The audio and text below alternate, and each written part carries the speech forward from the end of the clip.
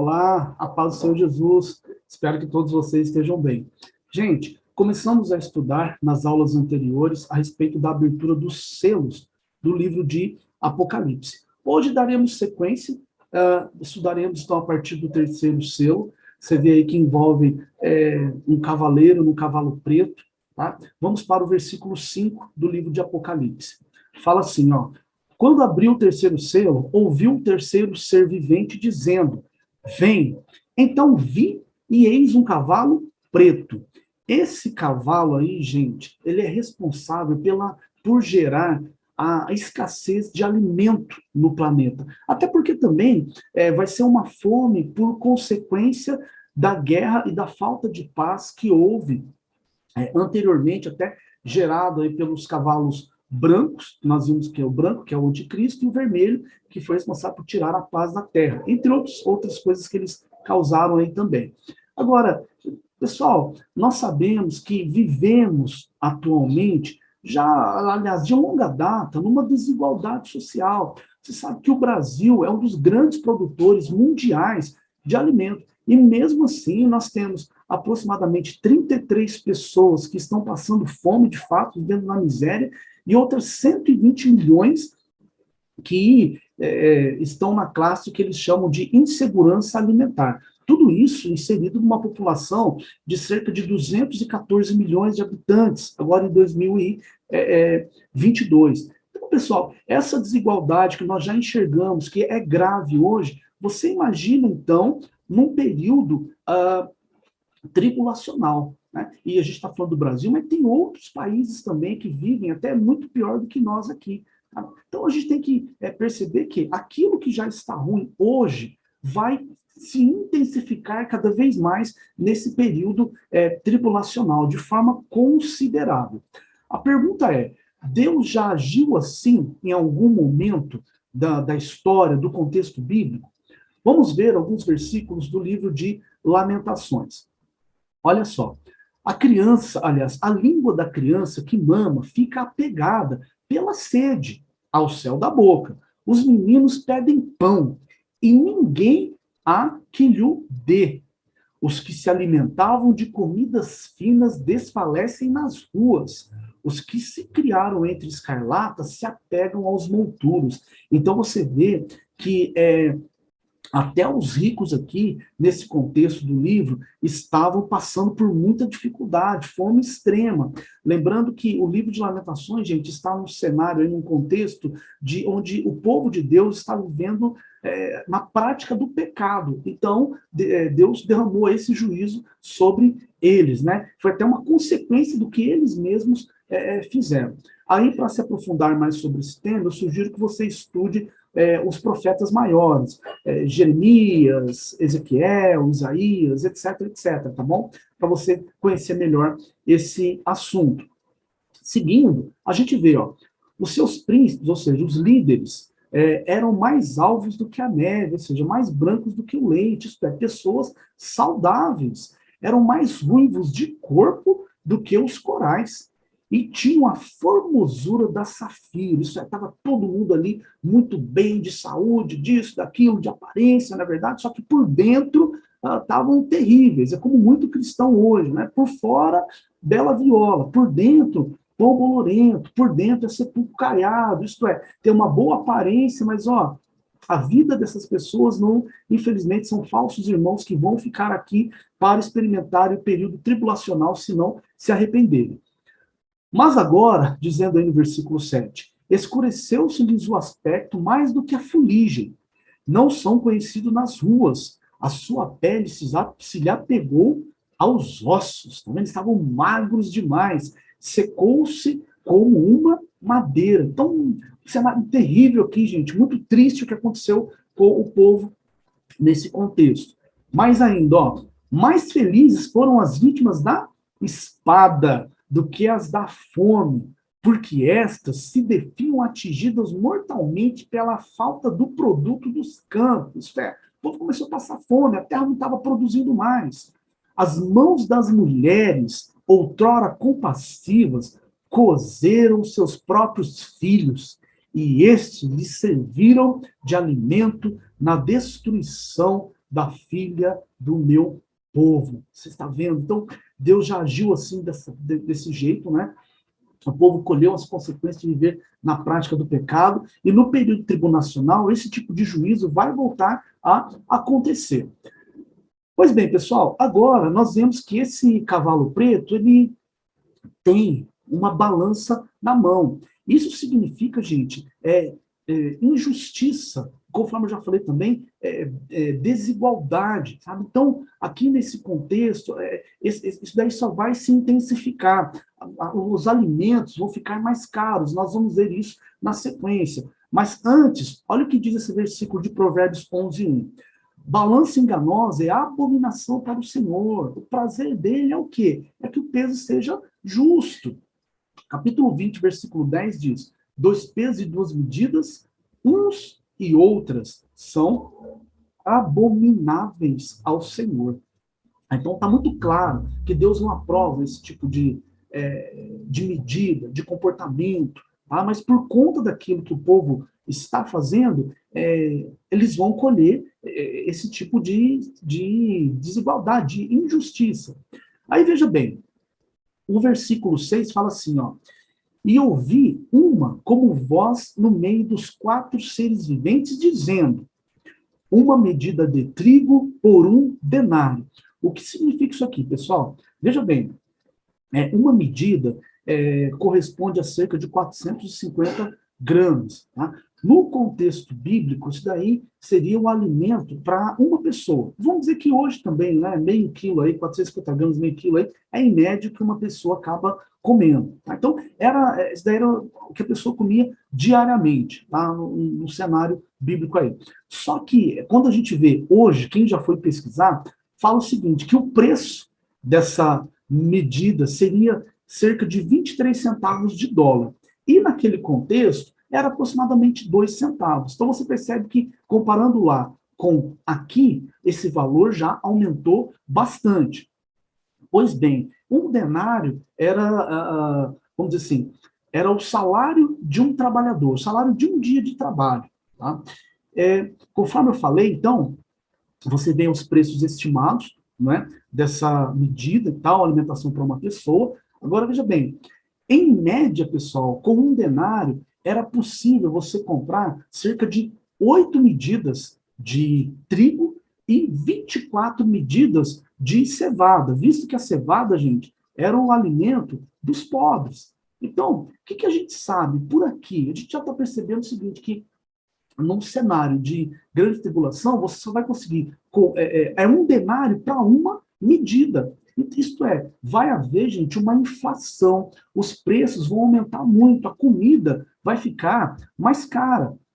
Né? Então, a gente sabe que, ao invés de ser 1 para 8, né, um denário para 8 medidas de trigo, vai ser 1 para 1.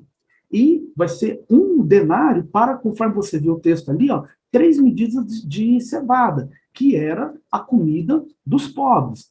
E aí, então, seguindo esse raciocínio, nós percebemos que não será possível você alimentar uma família com a mesma quantidade de dinheiro, de salário. Isto as pessoas vão ter que trabalhar muito mais para serem supridas durante esse período tribulacional. Então, uma medida de trigo é suficiente para uma pessoa se alimentar. Agora, e a família dele? Como é que vai fazer?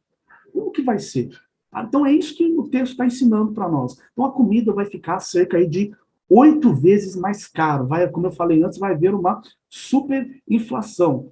Mesmo você comprando a cevada, que é o alimento mais barato, você vê que é uma medida de trigo para 1 denário e 3 medidas de cevada por 1 denário. Então, com 1 denário, você vai conseguir comprar 3 medidas de cevada, ao contrário que antes comprava-se 24 medidas de cevada, ou seja, muito mais, tá certo? Então, nós vemos que mesmo o alimento mais barato não vai ser capaz de sustentar a família com o mesmo salário. Tá? Então, isso já acontece entre nós e só vai ser intensificado. Então, veja aí, ó, um slide falando da cevada, tá vendo? Que era o alimento dos pobres, tá? A gente comprava, né, no caso, o contexto, ele comprava-se em maior quantidade, e aí a superinflação que eu comentei com vocês. Muito bem, pessoal. Seguindo, ó, a gente vê o quê? Então tem essas 3 medidas de cevada por um denário, e aí ele diz, ó, não danifiques o azeite e o vinho.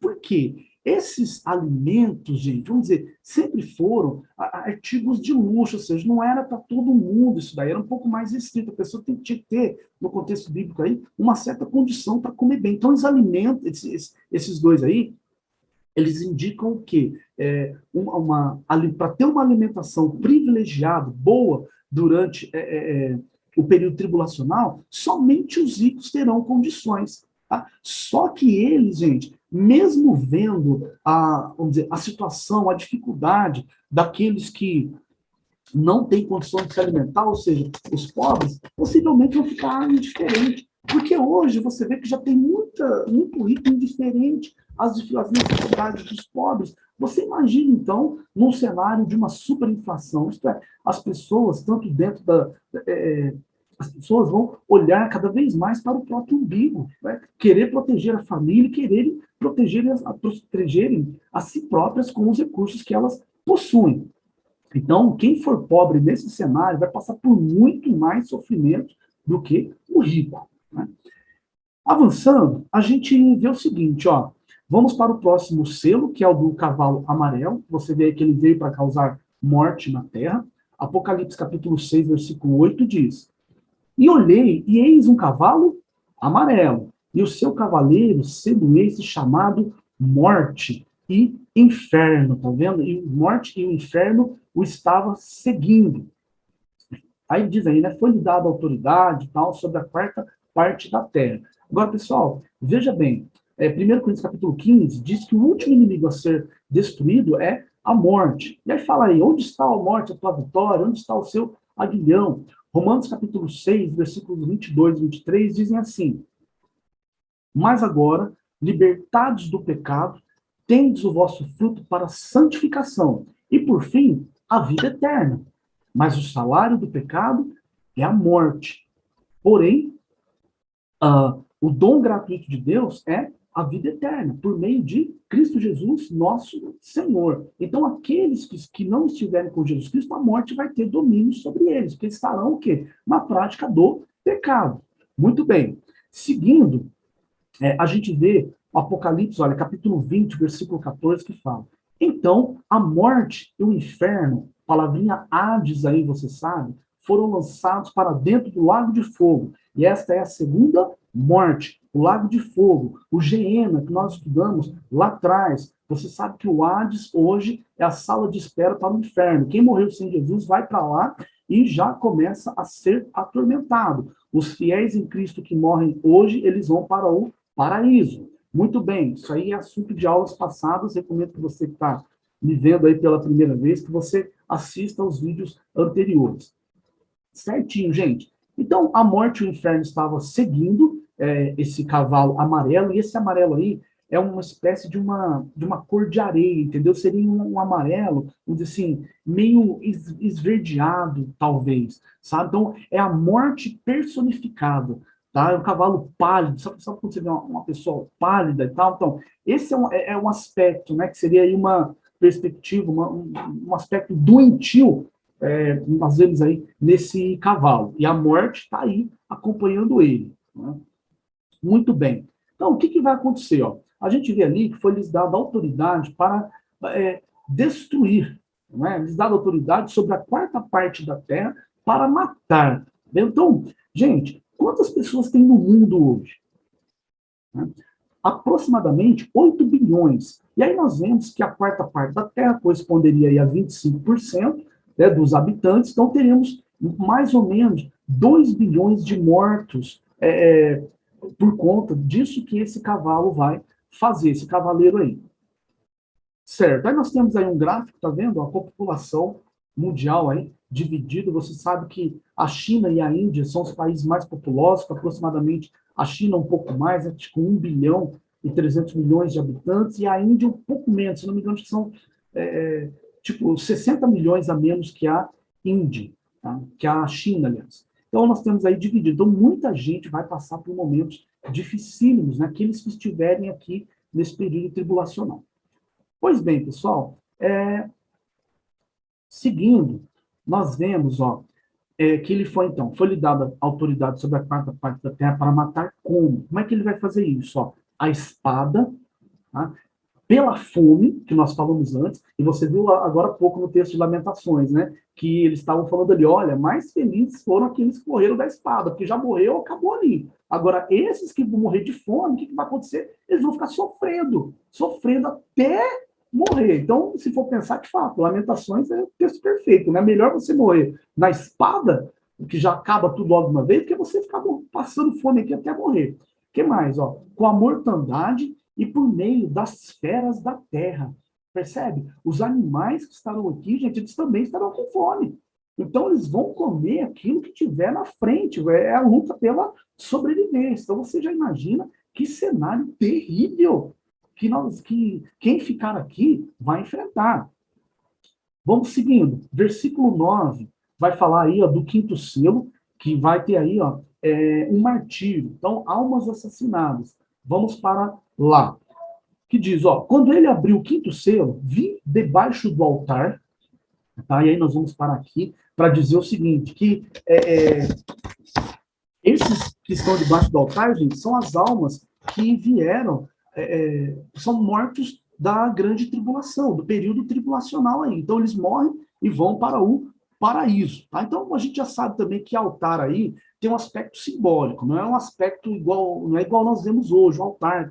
Não é físico. Altar simboliza aí o lugar onde a gente se aproxima de Deus e ele fala conosco, tá certo?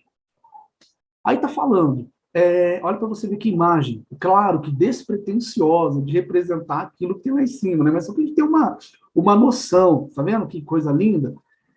Muito bem.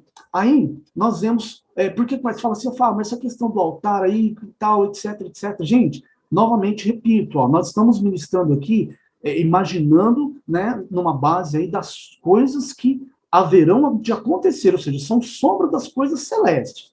Tá? Então você vê o texto dizendo aí de Hebreus, assim como Moisés foi divinamente instruído quando estava para construir o tabernáculo, ou seja, Deus mostrou para ele sombras daquilo que ele deveria fazer, uma imagem e tal, e esse tabernáculo deveria, né, apontar para Jesus Cristo. Muito bem. Então, essas almas debaixo do altar, aí você vê, que fala aí, as almas daqueles que tinham sido mortos, tá? Por que eles foram mortos, gente? Por conta de não cederem a esses desígnios, essas coisas que estão acontecendo aqui, aos apelos do anticristo. Então, eles tiveram que morrer para poder serem salvos. Então, por conta da palavra. Aí, pessoal, vamos dizer assim, aquela dedicação que os falsos irmãos não têm hoje, caso eles estejam vivos e ficarem aqui até o período tribulacional, eles vão ter que ter lá com a palavra de Deus. E muito mais, diria-se. Por quê? Porque lá, possivelmente, vai ter que dar a vida para poder ser salvo. Que é o que está falando aqui no versículo 9. Então, eles foram mortos por causa da palavra de Deus e também devido ao testemunho que deram. Na grande tribulação, gente, nós não teremos mais a igreja no mesmo formato que ela é hoje, sabe? Então, vai ser muito diferente. O Espírito Santo não terá a mesma ação que tem na igreja hoje, como vai ter no período tribulacional. Vai ser diferente. O poder dele vai ser sobre algumas pessoas, conforme nós falamos. Vai ser uma ação individual naqueles que crerem em Jesus Cristo. Muito bem. Então, nós vimos, esses que estão debaixo do altar, tá? Eles vão para o paraíso, correto? Eles não vão para a sala do trono, pessoal. Por quê? Porque eles não são igreja. Lembre-se que nós falamos nas aulas anteriores que a igreja lá na sala do trono está sendo representada pelos 24 anciãos. E nós somos igreja. Depois do arrebatamento, não vai ter igreja como tem hoje. Então, quem vai direto para a sala do trono, no arrebatamento, ou o arrebatamento, né? Somos nós, que somos igreja. Tudo bem? Seguindo, pessoal, olha aí. Então, volto a repetir, né? O que os falsos irmãos não fizeram antes, não estão fazendo agora, vão ter que fazer depois. Só que Deus é maravilhoso, porque ele revela isso antecipadamente para os profetas, para os seus servos. É o que diz em Amós, capítulo 3, versículo 7. Certamente o Senhor Deus não fará coisa alguma sem antes revelar aos teus servos, os profetas. Então está tudo sendo revelado. O Apocalipse É uma revelação daquilo que vai acontecer, gente. Então, nós precisamos parar com esse negócio de ter medo de estudar o Apocalipse e tal, etc, etc. Não, nós precisamos estudar para a gente conhecer a revelação e para transmitirmos para outras pessoas, para que sejam esclarecidas também. Seguindo, nós temos o versículo 10, que fala aí, ó, e clamaram em grande voz, dizendo, até quando? Está falando aí. Aí nós vamos ler aqui, você vê que está dizendo que eles estão fazendo uma pergunta. Abacuque, capítulo 1, gente, versículos do 1 ao 4, o pessoal também lá, ó, estão fazendo uma pergunta. Olha para você ver o que está acontecendo aqui. Diz assim, ó, sentença revelada ao profeta Abacuque. Até quando, Senhor, clamarei eu e tu não me escutarás? Gritarei violência e não salvarás? Tá? Então você vê aqui, por que mostras a iniquidade e me fazes ver a opressão? Pois a destruição e a violência estão diante de mim, e há contendas e o litígio se suscita. E último versículo, por esta causa a lei se afrouxa e a justiça nunca se manifesta, porque o perverso cerca o justo e a justiça é o quê? Torcida. Isso também retrata, tá vendo? Características que vão acontecer no período tribulacional. Aqui, o profeta Abacuque está perguntando, olha, até quando isso vai acontecer? Aí, pessoal, nós temos que entender o seguinte, muitas vezes nós vemos ensinamentos do tipo, olha, você não pode perguntar para Deus o porquê, você tem que perguntar o para quê. Irmãos, Deus não está preocupado com isso. Você vê que o profeta pergunta aqui, ó, por que me mostras a iniquidade, me faz ver a opressão? Então Deus não quer saber se você está falando por quê ou para quê. O que ele quer é intensificar a nossa comunicação com ele. Então não se apegue nisso, meu irmão. Por quê? Para quê? Isso aí é questões aí da psicologia, entendeu? Que são valiosas, são, mas aqui para o nosso propósito espiritual, aqui isso daí não tem valor nenhum para Deus. Por quê? Para quê? Não sei o quê. Não. Tá, o profeta pergunta aqui normalmente. E aí Deus responde. Porque se fosse errado perguntar o porquê, Deus não iria responder. Olha o que diz. Ele fala assim no versículo 5, vede entre as nações, olhai, maravilhai-vos e desvanecei, porque realizo em vossos dias obra tal que vós não crereis quando vos for contada. O que mais que ele fala? Ó, pois eis que suscita os caldeus, nação amarga e impetuosa, que marcham pela largura da terra para apoderar-se de moradas que não são suas. Eles são pavorosos e terríveis e criam eles mesmos o seu direito. Tá vendo? Falando que da lei, ó, eles que vão colocar a lei, tá? E a sua dignidade. Aí vai falar no 8. Os seus cavalos são mais ligeiros do que os leopardos, mais ferozes do que os lobos. Ao anoitecer, são os seus cavaleiros que se espalham por toda parte. Sim, os seus cavaleiros chegam de longe, voam como águia que se precipita a devorar. Então, o profeta faz uma pergunta aqui do porquê, né, esperando aí uma resposta boa, uma resposta de, né, que iria satisfazer aquilo que as expectativas dele, e Deus dá uma resposta totalmente contrária. Entendeu? Olha, é o seguinte, se prepara que a coisa vai piorar no meio de vocês aí. Às vezes, irmãos, nós encaramos que aqui Deus só fala coisa boa, só coisa boa, né? Mas não é assim. Deus também fala coisa ruim. Não é ruim de acordo com a nossa perspectiva, que não vai satisfazer a nossa mente, emoções e vontade, o nosso querer. Então, Deus também age dessa forma. De repente, meu irmão, Deus falou algo para você que não era aquilo que você esperava. Mas saiba, pode ser Deus falando sim. Entende? Deus não só fala aquilo que a gente quer, não. Tá certo? Então, aqui, não esquenta a cabeça com esse negócio de porquê, para quê, e esteja disponível a inclinar os seus ouvidos para ouvir aquilo que vem de Deus, mesmo que não seja de acordo com aquilo que nós queremos. Muito bem. Olha para você ver um outro versículo. Olha aí, ó. Deus meu, por que me desamparaste? Está vendo? Jesus na cruz falando isso. Se fosse errado perguntar o porquê, ele também não ia perguntar desse jeito. Tá bom? Então fica aí essa sutileza para nós. Então essas almas que estão debaixo do altar, eles fazem essa pergunta aí, até quando? Aí, ele fala aí, ó soberano Senhor, santo e verdadeiro, não julgas nem vingas o nosso sangue dos que habitam sobre a terra. Tá? Então aqui você pode até achar estranho, falar assim, puxa vida, mas eles estão lá no paraíso, certo? Já estão com a alma transformada, né? Então, glória a Deus, estão lá e estão pedindo por julgamento, por vingança. Esse tipo de oração não está errado pelo fato deles estarem lá, entendeu? Aí, gente, nós entendemos o que aqui? Veja bem, quando se fala que nem julgas nem vingas, nós cremos que eles estão querendo justiça. Eles querem que a justiça de Deus se manifeste. Por quê? Olha o que diz em Hebreus. Mas tende chegado ao monte Sião e à cidade do Deus vivo, a Jerusalém celestial, coisa linda, e a incontáveis hostes de anjos, e a universal assembleia, oh, glória a Deus, os santos reunidos, e a igreja dos primogênitos arrolados nos céus, e a Deus, o juiz de todos, e aos espíritos dos justos, como aperfeiçoados. Certo? Então, eles não podem fazer uma oração errada lá no paraíso. Não tem como. O espírito vai estar aperfeiçoado. Seremos perfeitos quando estivermos lá. Então, por isso que a gente crê que aqueles estão clamando pela justiça. Isto é, que aqueles que habitam sobre a terra colham as consequências dos assassinatos, das mortes que eles causaram para esses homens que foram salvos e estão lá no paraíso. Então, olha que salmo bonito aí, ó. A tua justiça é uma justiça eterna, a tua lei é a verdade. Maravilhoso esse versículo. Seguindo, para a gente ir encerrando, ó. Então, cada um deles foi dado uma vestidura branca, que é sinônimo de pureza, de paz, de santidade. E lhes disseram que repousassem, tá? Olha aí, que repousassem ainda por pouco tempo, até que também se completasse o número dos seus conservos, né, que Deus já sabe quem é, né, e eles, para que pudessem ser salvos. Então, Deus já sabe quem vai ser salvo, gente, no período tribulacional, e eles iriam ser mortos, veja bem, igualmente estes foram. Né?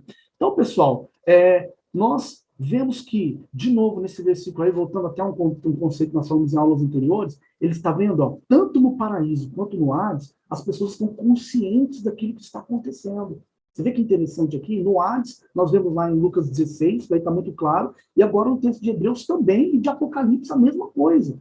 Tá? Então, morreu, a pessoa fica em plena consciência, ou indo para o paraíso hoje, ou indo para o Hades. Tá? Então, há um número que Deus sabe de pessoas salvas. Então, não é predestinação. Deus predestinou eles para serem salvos. Não. Deus já sabe as escolhas, por meio da presciência, de todas aquelas pessoas que estão na Terra. Sabe as minhas escolhas, sabe as suas, até em coisas mais simples, irmão. Então, lá na frente, ele também vai saber, ele já sabe, aliás, quem vai escolher morrer para ser salvo, para estar lá com ele, quem vai escolher receber aí o senhorio de Jesus Cristo.